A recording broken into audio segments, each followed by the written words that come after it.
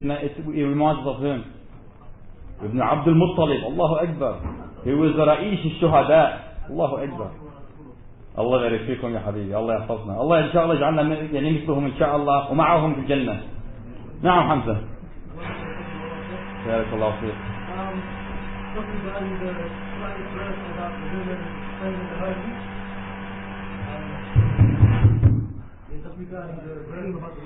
Another species. No. No. A lot of the sisters and some brothers would argue that he is only referring to the Prophet's wives. Can you give a response to the argument?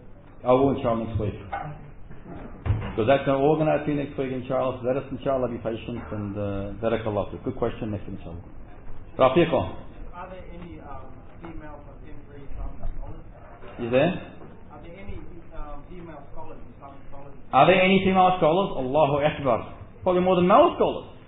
When I go to the Middle East, for example, Lebanon and Syria, and my dad's got the ART, that big sort of satellite thing.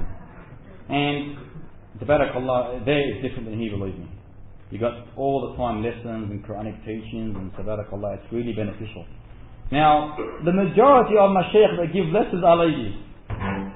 Ladies. And you'll be shocked, like tabarakallah, sitting down there relating to you the transmitters. Ibn Fulan, or Ibn Fulan, or Ibn Fulan, you get lost. There's females, and young ladies too. So, the thing here that we haven't got any here of female mashayikh. But over there are many in University of Medinah, and not in the university I studied in, but in Medina's universities that are specifically for women. In Medina, in Riyadh, in Jeddah, and in Mecca. Only for women. And it graduates approximately probably at 2,000 per year. Of all female mashayikh. You can say just about every single female there is a shaykh. Because they learn in secondary and in primary level the teachings of Islam, the Islamic doctrines. There are many Rafiq, but you are living in an unfortunate world. Walillahi alhamd. And you may not see them unless you travel to the fortunate world. No. No, Ya Ali. What's the go with ladies? Are they allowed to give dawah on TV and stuff like that? Well, that's another issue altogether. That one, inshallah, tabarruj next week, inshallah. Now, any questions from the crowd here? No, Is a man allowed to wear a necklace, silver necklace, and sort of? Is a man allowed to wear a necklace, a bracelet, a ankle bracelet, or whatever, or waist bracelet? No, it's not. They're all, inshallah ta'ala, unacceptable in the stronger opinion, and they all relate to the resemblance of a lady.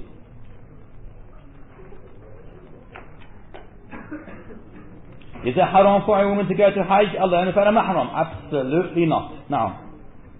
Na'am, ya Zunayd Musa. Alhamdulillah. If there's someone, one of the men that want to get married, and they don't know where to start, where should they go? Is there a pool of ladies sitting somewhere? If a man wants to get married and he does not know where to go, is there a pool or mass of ladies sitting somewhere? Well, obviously I don't think there is something like that. But however, you ask the brothers, for example, you ask the teacher, the shaykh, usually they have some knowledge about whether there is or not ladies who are interested in marrying. And sometimes there isn't, and you got to search around. Meaning search around here, not start perving around. Search around, meaning go to your, people's houses and ask if they've got a daughter for marriage, ready to get married, for example. At the end of the day, you'll find someone. There are a lot of fish in the sea, and for that reason, don't be too hasty. Don't be too hasty. There are a lot of, inshallah, very, very, very good female sisters out there. A lot. And it's a matter of time, inshallah, and you will find her. You're fortunate they will come, inshallah. Whether it's for the first, the second, or the third, or the fourth. It's all khair, inshallah. So those who have not got married yet, or those who are married, if you see a good sister that wants to get married, don't be too greedy and want it for a second wife. Pass it on to the person who's not married yet, for example.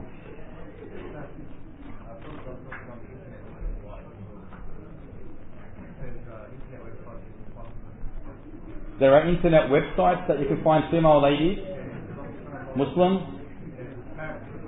Well, I don't know of any. Anyway, I don't encourage it whatsoever. No, I'm wrong.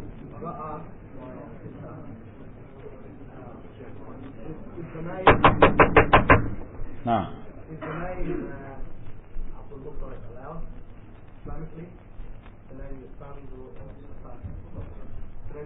No, you shouldn't. No. Okay, sorry. If she's already named her, Change it.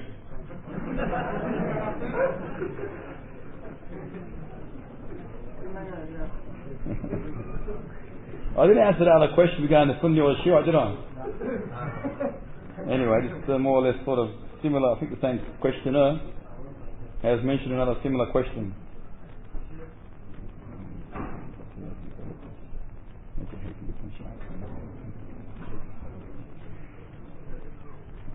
Look, there's some issues regarding the Shiites and all that, inshallah, and we don't want to discuss any controversial issues at the moment. We're not here for that. Inshallah ta'ala, we'll understand in the future, probably we'll have a lesson about the concept of the rejectors, and we'll take it from there, inshallah, regarding any issues regarding them.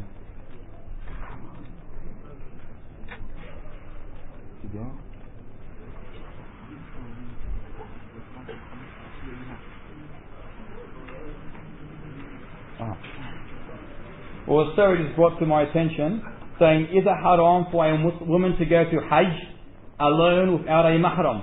I meant absolutely not. She's not allowed to go to Hajj without a mahram. Not absolutely not. It's not haram. It is haram. Again, there could be a misconception out there. So it is haram to go to Hajj without a mahram. Allah yahfazaka barak. See, I'm not as intelligent as you. Yes, sorry, tabarakallah. Things that I can't say, you can say. Allah yahfazaka barakallah.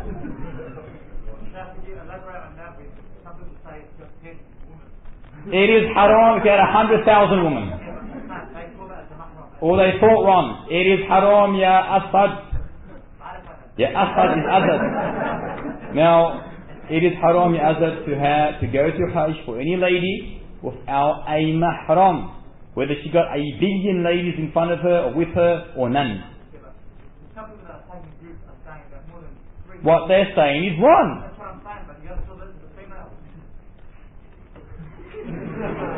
My beloved sisters, it is haram to go to Hajj without a mahram. If you got 10 females, 100 females, 20 billion females, it is still haram. Allah yahfazna.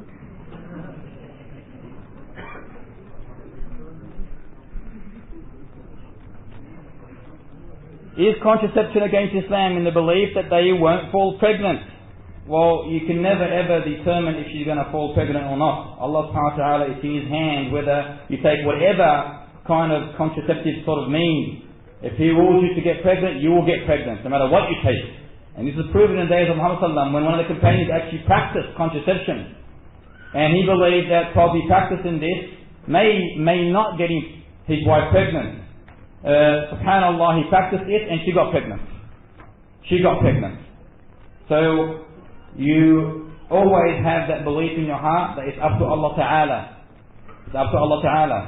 So if you do utilize any contraceptive sort of means, you do not put in your heart that you will not get pregnant. You put in the heart that inshallah Ta'ala, if He rules, I will get pregnant, and if He rules, I will not get pregnant. And just be careful what you utilize today, because a lot of it's haram. Do it the correct way, inshallah Ta'ala.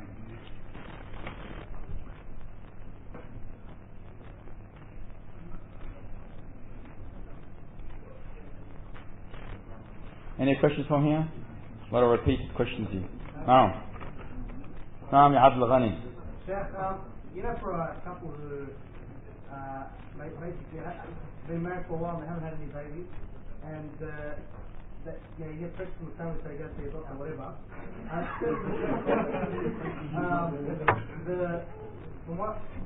The male to do the test, you have to give him you have to get a sample of the stuff for him, and the white stuff. Okay? Is that haram Islamically? Well, obviously there could be reasons for having the inability to conceive, and it could be medically. For that reason, she is allowed to go, but making sure that you have the full trust that it's in Allah's hands at the same time. But you can go treat yourself and see if there's anything wrong with you. Now, first of all, we did mention in the past that to go to a doctor, who do you go to first? If a female Muslim lady, doctor, and she's the one that you should go to. And there is out there female doctors that will have a look at you. So until that time, you should not go to anyone else. Now, whether she looks at that droppings or not, it's not an issue. زياد تفضل يا حبيبي. سلام الله.